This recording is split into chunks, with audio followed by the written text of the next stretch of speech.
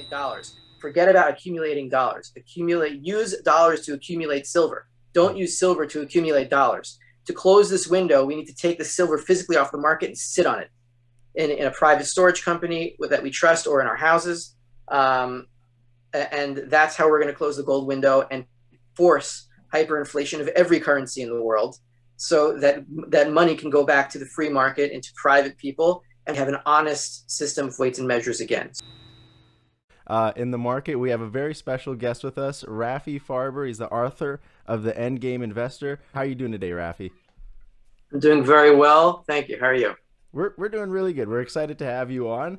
Hey, Rafi, thanks for joining us. I did start watching you with Mario, some of your interviews back a few months ago. So, speaking to you is a real pleasure. One of the key points that you've often made is that you can't expect hyperinflation. Once you're already expecting hyperinflation, it's already too late. Can you explain that concept to our audience in more detail?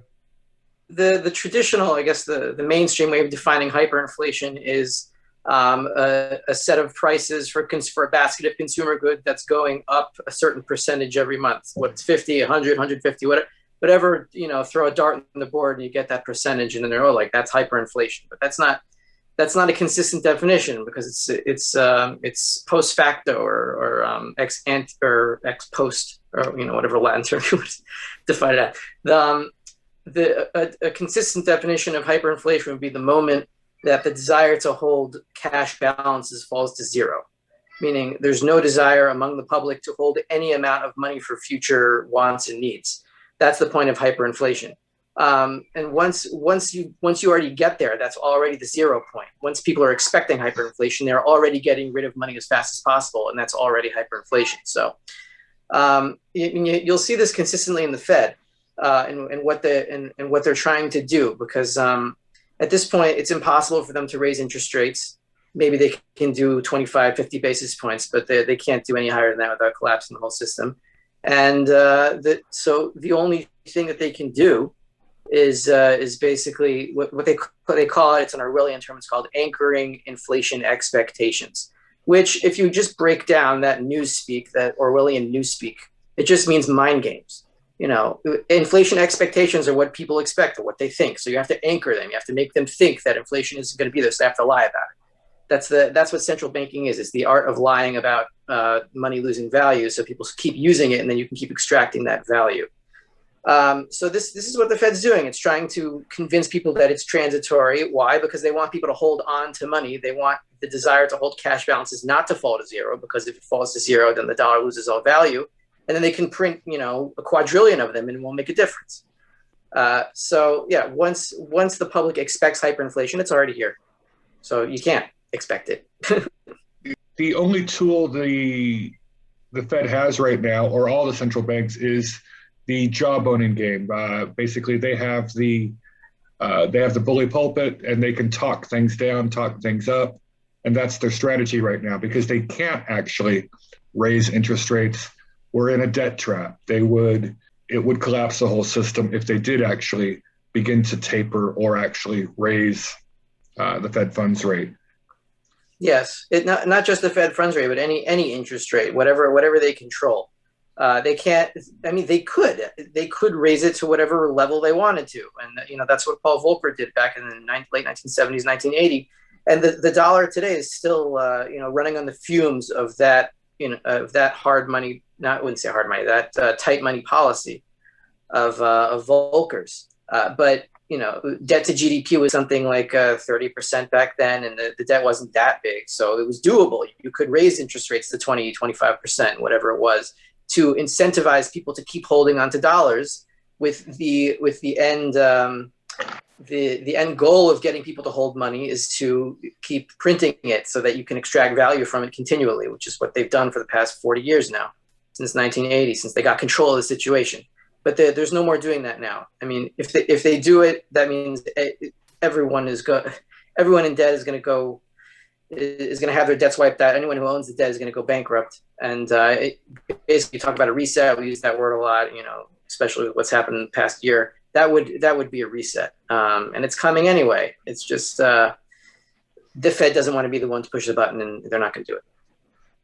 Yeah, they talk about if they did raise interest rates, 20% is of course off the table. I think 5%, 10 years ago would have been normal, a 5 or 6% average, let's say 30-year mortgage rates.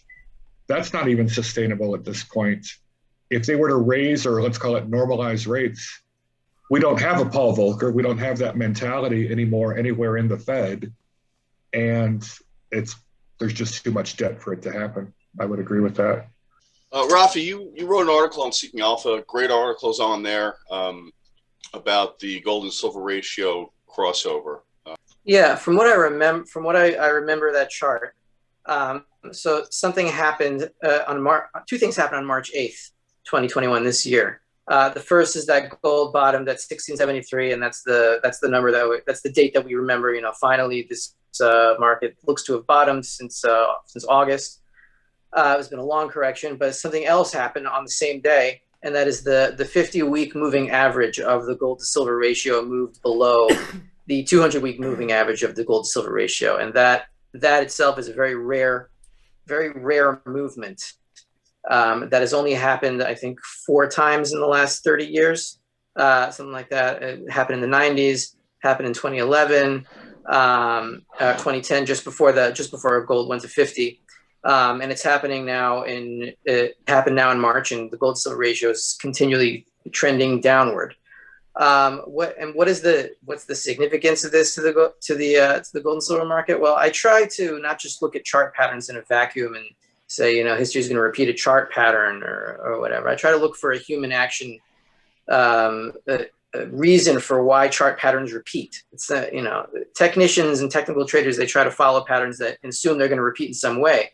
But ultimately it's human behavior that's driving this. So what is this human behavior? What I think it is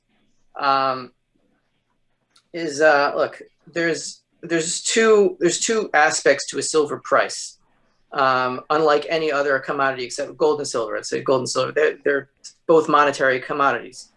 So there's 2 aspects to a silver price. One is the industrial price, meaning how much does it cost to buy silver to put it in your solar panel or your iPhone or whatever it is you're going to use the stuff, not as a money, but as a commodity that you need to consume in the thing, jewelry, whatever. There's also a monetary price to silver. The monetary price to silver is not the futures price. The futures price is equipped for the industrial demand for gold and silver. The monetary price is the rate at which every single dollar in the world could be exchanged for 1 ounce of silver, how many dollars you would have to hand over to get that monetary silver supply. And that number, we don't know what it is. But every so often, there's a monetary panic. We saw it in Silversqueeze 1. It was phenomenal. It was suddenly everybody waking up to the fact that maybe holding dollars is a bad idea, and they wanted to hold a different monetary medium, right? That's very different from, let's say, going into stocks or going into other commodities because you fear the dollar losing value. There, you're not buying a monetary medium. You're just trying to preserve. You're buying something that you need or something that will pay you dividends in dollars. So your mind is still in dollars. But if you're going to get out of dollars and buy gold and silver instead of the dollars, then that means that there's a panic out of the dollar and people don't want to hold it as a money anymore. So we saw that in Silversqueeze 1, and all of a sudden, the price jumped to 30, and then things started to calm down a little bit, but they're still pretty frenetic. So the question you're asking about the moving average. So when the gold to silver ratio moves below or tends to fall, and the cross point, it's not a magical point or anything. It's not like, there's a cross in the averages and then all of a sudden something magical happens. It's just a signal that we're headed in a certain direction, and it's gone far enough that this is happening. What is happening, I think, is that people, not rich people also, they're buying gold. But middle class people, even poor people, are trying to preserve their value in some way. So they can't buy gold. They can't buy too much gold because it's way too expensive. What they can do is buy silver, and they're doing it. They're doing it in PSLV. They're even doing it in SLV. I wouldn't call that a monetary reserve. I would call that a trick to earn more dollars by tagging it to the silver price. But there's a lot of retail silver buying here, and since there are more poor people and middle class people than rich people, then the price of silver is going to move faster than the price of gold, and that's what's happening now. It shows that there is a monetary demand for monetary coins, silver, to hold for people, and that is very encouraging, and it's very important. Do you own physical silver? I do own physical silver, yes. Nice. Absolutely, I own physical silver. What type of silver do you love? I just want the cheapest I can get for the best price. Not cheap silver. I don't want to use that word. Affordable. There we go. I don't really care what it is. Look, I have my collectible silver. I have a Ron Paul coin. I have a Mises coin. Cool. That's just for me. I like having that stuff. It's good. But I got a bag of junk silver, and I made another purchase with a few people in Israel a few months ago of I don't know, some kind of just bullion coins, and that's it. I don't really care what it is. Yeah, you've made some interesting points regarding world currencies, and you pretty much tie everything back to the U.S. dollar, and then you say U.S. dollar is a substitute for gold. Would you kind of tell our audience the different distinctions between what gold is, what a currency is, how the U.S. dollar relates to other world currencies, and where you see all this heading?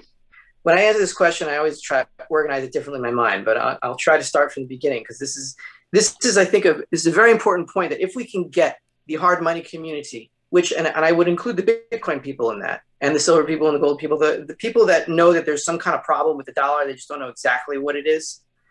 If we can get all of us to agree on what money actually is, and then go attack it, and get that market, then we can win the fight. We're going to win it anyway, because it's inevitable. It's just how fast can we do it, and how much pain we're going to have to go through until it happens.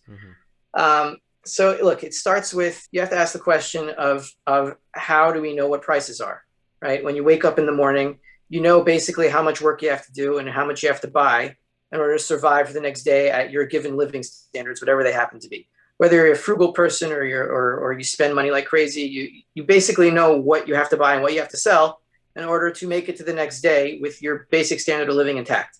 How do you know that? Because you had an idea of what prices were the day before. And how did you know then? Because the day before. It's always fluid. You always have to index to something. There can be no case in history where a country says, okay, let's make a currency, and a central committee of a Politburo of politicians comes and says, okay, cucumbers are going to be 2, and oranges are going to be 4, and cars are going to be 30,000, whatever, and they just name these things. It's impossible to divide goods and services that way, because the prices don't make any economic sense. They have no relationship to the day before. So everybody says, I don't know what anything will cost, so I'm just gonna spend everything and get as much as I can right now, and that's immediate hyperinflation. So the way that you go back to the question, okay, so how did this thing start? How did people start using money? And the answer is they traded one thing for another thing, and then people started realizing that if you use gold and silver, it's much easier, because you can divide this stuff and you can trade it. It's barter, but it's more efficient barter. That's what a monetary system is. And this stuff is usable, so somebody at the end of the chain can use the stuff, and it started to be traded because it had use value. Okay, so then the dollar was born because, or just say paper currency was born as a representation of money. It's not money. Currency is not money. Currency can be one of two things. It can be an honest representation of money, which is gold and silver historically, or it can be a dishonest representation of money. It can be one of those two things. So if you go to a company and you say, here's my gold, please store it for me and give me a receipt, and then you go and spend those receipts. So fine, that's an honest representation of money. Then if the bank goes and prints more receipts to buy itself stuff so it can open more chains and buy more things, then it is extracting the value of the money stored to buy more things for itself at the expense of everyone else by increasing the currency supply, pushing prices up, right? So it extracts the existing value of that money. That's what inflation is. It doesn't add value. It extracts existing value to the people who print the receipts. So basically, all currency only has any value whatsoever because it can trace itself back to the original monetary origin point of all transactions on Earth, right? If you can't go back to that original point, then prices don't make any sense. So what happens in a hyperinflation is that so much monetary value is extracted from the currency by printing it, that the public rejects it completely as a gold substitute, right? The dollar is still a gold substitute. Why? Because you can still take $1,870 in your hand, give it to somebody, and they will give you a physical gold coin. Sometimes it's hard, when the paper price doesn't match the physical price, and there are difficulties. I'm not saying there aren't difficulties, but it's still possible. And the fact that it is still possible that dollars can still be exchanged, substituted back into what originally gave them value, is why dollars have value at all. So when you buy something with the dollar, you are buying something with gold. That's what you're doing. You just may not realize it. So when hyperinflation happens, that is the complete rejection of a currency as a gold substitute. It can no longer be substituted back, and therefore it cannot buy anything. So the only reason that you can buy anything with a dollar is because you can still exchange it back into gold. And our job, or silver, our job is to close the gold window for good. So not to destroy the dollar, but to prevent to prevent sovereign governments from extracting any more value from us, which enables them to do things like lockdowns and quarantines and all this, and ruining our lives, because they can keep printing and keep extracting more value and make it look like the economy works when it doesn't. Wow. We got to close that window. That's our job. You obviously just told us that you can't expect hyperinflation because once you expect it, it's already there. But what are some of the signs that you're looking out for right now? It hasn't already happened, but I mean we've seen this pattern before in different countries. But it's inevitable that it will happen unless the Fed suddenly has an apotheosis and repents and just says, okay, we're gonna stop printing, and whatever happens happens. In that case, then the dollar would recover, but it would be such an extreme depression, which is going to happen anyway, that I don't expect it. But what am I looking at right now that suggests that this process is already underway? I mean, first of all, the hockey stick graph of the money supply, and the fact that the Fed just shut down money supply statistics for the first time since like 1970. Yeah. But why would they be shutting it down now? Because they don't want people to see what they're doing. It's pretty clear. The other thing is, look, you can massage the statistics for a very, very long time. But what you cannot do is lie to people about their food bills, right? People demand for things can go up, it can go down. But demand for food must stay constant at least, unless people are dying and eating less food. So when people start realizing that their food bills are going up and up and up, they're going to start buying. The poor people that realize that they need food are going to start buying more and more and more food, pushing up the prices of food because they need to store it, because they're scared that their food bills are going to go up even more in next week, next month, whatever it is. So I'm watching food prices. That's the most important thing. And food prices are really going a lot higher. But we see it in commodities. You can point to any commodity: lumber, iron ore, steel, wheat, soybeans. They're all climbing really, really quickly. And this is going to continue. Not only are they climbing, but the price structure of these, the term structure of these commodities, they're all in backwardation, all of them. Backwardation means that the price for this commodity sooner is more expensive than the price for this commodity later, which means that there's an acute shortage, that people want this stuff now. And there isn't really a shortage of soybeans and all this stuff. The harvest, nothing happened with the harvest, it's still here, but what it's showing is that the mirror image of a shortage of a commodity, right? You can see it on paper, but psychologically, the desire to get out of dollars and substitute some kind of real asset in place of those dollars is functionally the same as a backwardation in a commodity. Like, you want it sooner rather than later because you want to get rid of dollars sooner rather than later. But you can't tell in a graph what's causing that. It's either a shortage of the physical supply or a real crazy surplus of dollars. But you won't be able to tell that on a chart. You can only ask people, why are they doing this? oh, because I don't want to hold dollars, or because I really want soybeans. They'll say now, because I don't want to hold dollars, I'd rather hold soybeans. Not because there's a shortage, but get out of the dollar. That's what's happening. We're sort of seeing that same thing in housing prices. In my area, the house 2 doors down from me just sold for 20% more. It was on the market for 1 day, sold for 20% more than an equivalent house on the other side of me sold for just a few months ago. And people are making all cash offers right now. There's bidding wars going on for houses. And one of my neighbors was telling me, he's all happy about it, saying, oh, look, my house is more valuable. But I think that's sort of fooling people. In the short term, they feel more wealthy, but they're not understanding this is a destruction in the currency that's actually just presenting itself in the form of housing prices. And yes, is that exactly. that's sort of fooling people into not understanding what's going on underneath the hood? Would you agree? That's exactly what's going on. With housing prices, it's not only the destruction of the currency, that's part of it. But why are housing prices going so high, so fast, faster than other markets? Because the big cities, the big left-wing cities have basically destroyed themselves and incentivized everyone to move out as fast as possible by instituting draconian lockdowns, basically ending life in their cities and making it impossible to live there. I talked to my friends in New York, and they're all moving to Florida, where I'm from. I wonder why. I mean, because you can live in Florida and you can't live in New York anymore. It's very simple. Florida. Yeah. I'm from Miami. I tell my parents like that, they live in the Garden of Eden of America right now. Yeah. I said I'm a New Yorker, so I can relate. And I'm in Canada. You can't go to the restaurant. You can't get haircuts. Like, it's brutal. It's tough. All these central banks are connected through the IMF, the World Economic Forum. The WEF is talking about this great reset thing. To me, that's the biggest sign that the end game is here. That they're really trying to change fundamentally the monetary system.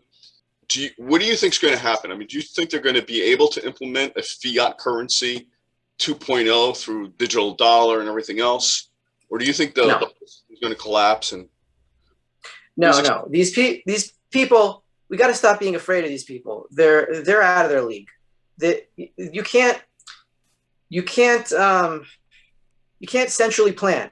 Okay, it doesn't work. It didn't work in the Soviet Union. It doesn't work. It only works insofar as it can leech off free market information, right? Once the central plan takes over everything, there is no economic information. Everything collapses. It's impossible.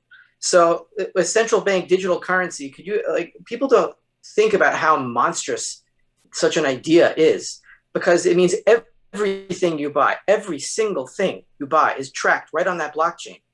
And, that means you have no privacy, nothing.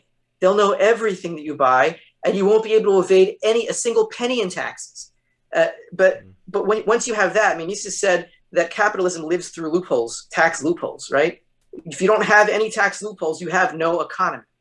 And they'll try. They don't. These people in the World Economic Forum, the IMF, they don't understand anything. They're like very, very powerful children, right? So when they introduce central bank digital currencies, and they will try. I'm not saying they won't try, and they're going to try to do their reset. But once they do that, everyone's going to get rid of this central bank digital currency as fast as possible and look for some kind of financial privacy to use, which would be like a gold or silver coin. Nobody can know when you transfer that. And the demand for physical gold and silver at a time when everything is central bank digital currencies is going to be humongous, because people don't want everybody to know what they're buying. And once they institute this reset, if they can even get there, I don't even know if they can logistically, it's just going to supercharge the hyperinflation, because once the public decides it doesn't want to hold this stuff anymore, there's nothing that the World Economic Forum can do about it. But practically, when central bank digital currencies are introduced, people are going to get rid of them really, really quickly. They're not going to, and prices are just going to go up and up and up, and it's just going to reflect people trying to get out of it and try to find any kind of privacy or any kind of real money. It's not going to work. They can have all these ideas. It's not going to last. Maybe a few months. I don't see anything more than that. That's one of the big fears we've talked about with some of our other guests is the tracking aspect of, if the government is able to track everything on the blockchain so minutely, that they're going to start certain types of businesses are not approved businesses, let's say, or certain types of products are not on the approved list. And the big fear is, will I still be able to buy, silver coins?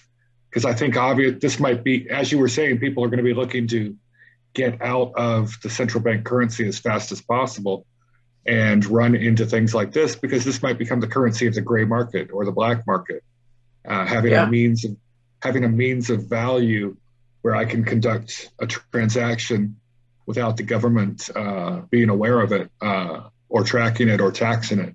As you just said, the concept of capitalism lives in the loopholes or thrives in the loopholes. And the demand for things like this could just go through the roof. And that leads me to believe that under that type of system of a central bank digital token or currency, they would ban the purchase of things like this because it undermines the system. Yeah, maybe they will. Maybe they will ban it. But here, let me try to comfort the audience a little bit. I mean, look, we go back to like 1933, 1934 when FDR stole the entire gold supply and stuffed it in Fort Knox. Why was that possible? Right? That was possible because he was taking the gold supply and basically backing it at $35 an ounce, backing the dollar supply at $35 an ounce from 21, and from there the dollar had real backing, so it was stable, right? But central bank digital currencies, they're not, these people, they're not going to back the supply of digital currencies with gold and silver. Gold and silver are irrelevant to them. They don't even understand what they are. So they're not going to be able to steal the gold, outlaw gold and silver, or outlaw physical gold and silver. If they do that, then it would only speed up the rate of price increases in central bank digital currency terms and make hyperinflation that much faster. I mean, they cannot, once hyperinflation, Murray Rothbard in Man, Economy, and State described it not as a tragedy, though it does have tragic consequences for people who don't have real money and they only have money substitutes, right? It's a tragedy for them because they lose all of their purchasing power in favor of people who have real money who get all the purchasing power instead. It just transfers. He described hyperinflation as the ultimate defense against government intrusion, because once a government currency hyperinflates, then the government can't fund anything that they do. It's like the self-destruct button on the Enterprise, like blowing up the ship, and then people have to rebuild, and all the people at the top lose all their power.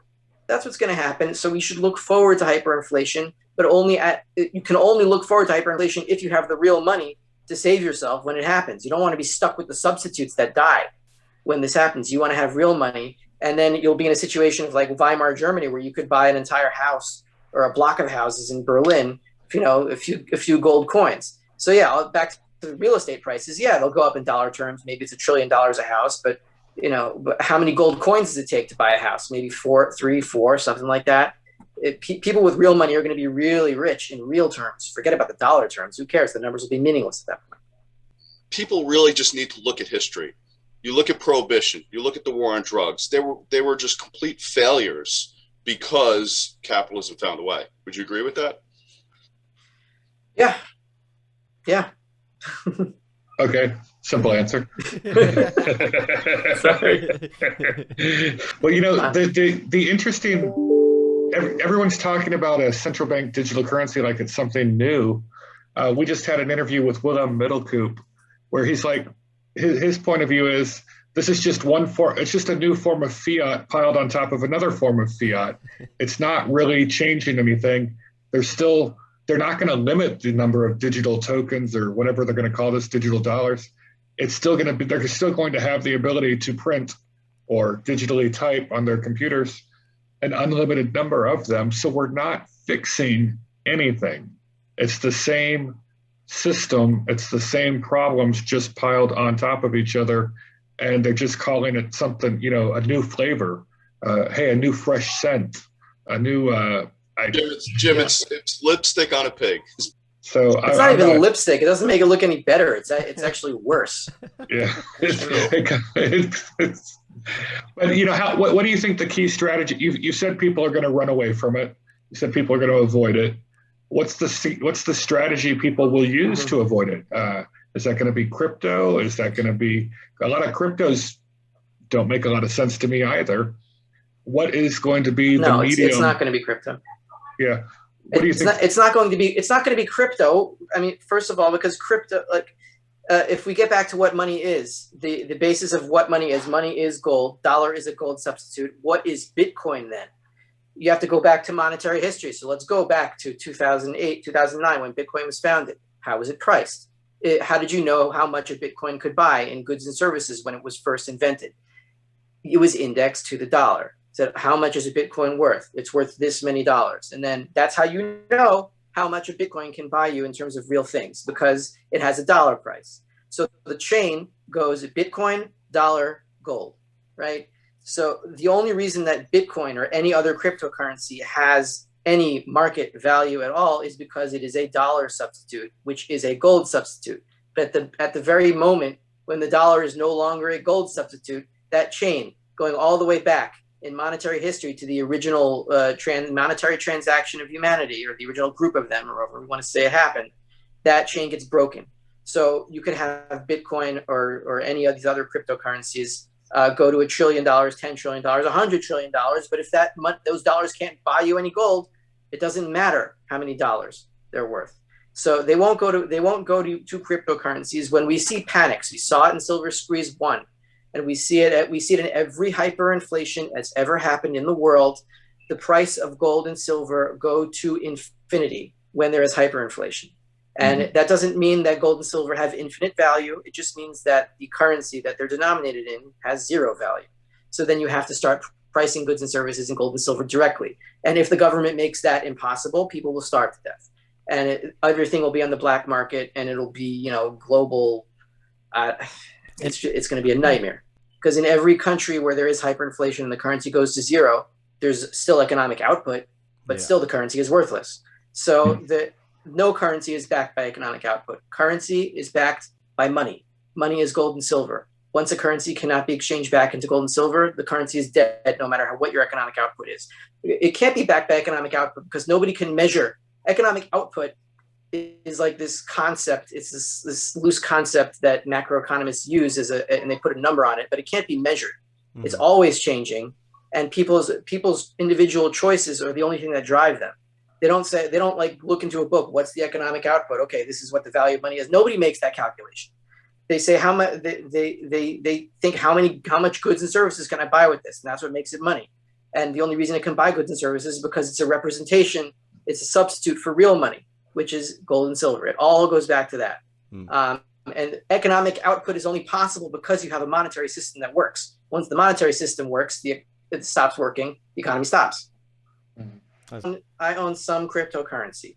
I own Bitcoin SV because maybe Craig Wright can prove that he's Satoshi Nakamoto in court. Probably can't. I don't know. I don't take a side on these things. I'm not part of this argument. I just think it has a speculative value, and whether Bitcoin itself, BTC, crashes or not, if he can prove that he's Satoshi in court, then Bitcoin SV will go through the roof, and that's why I own it. I own it because of a speculative bet. So if you're into crypto as a speculative bet, fine, do that. But if you want to help us close the gold window and stop this extraction of value from us, from everyone in the world, which funds all these the green passports and all the tyranny that they've instituted in the past year and a half on us, if you want to stop this, then you have to buy physical gold and silver. If you can't afford gold, buy silver. I'd say buy silver anyway, because you'll need it for money to buy food.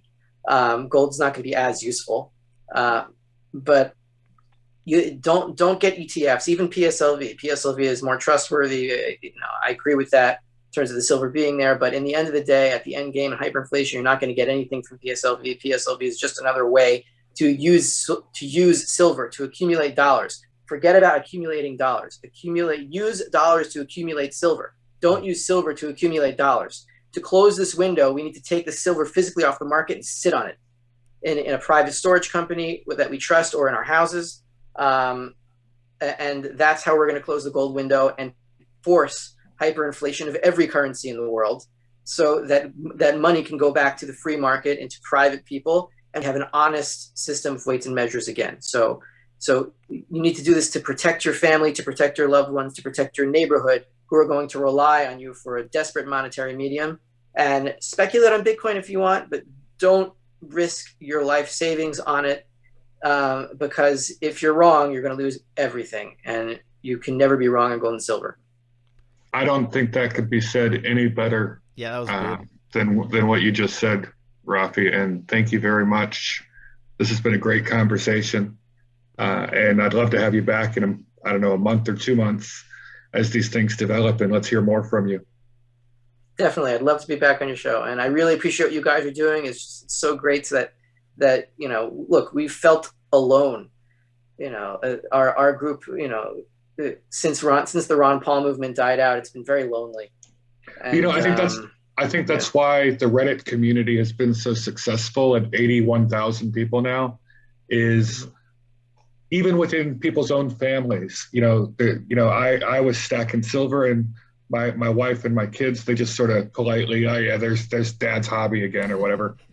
And even, Ivan among his friends or whatever, everyone's got this same problem of, we've got this, as Chris Marcus would say, I'm just a guy with a silver fetish, right? It's it's a very lonely hobby. And the reason the Reddit community has been so popular is, hey, you can hang out with all your friends and share your silver and talk about your passion and your hobby and why you believe in it.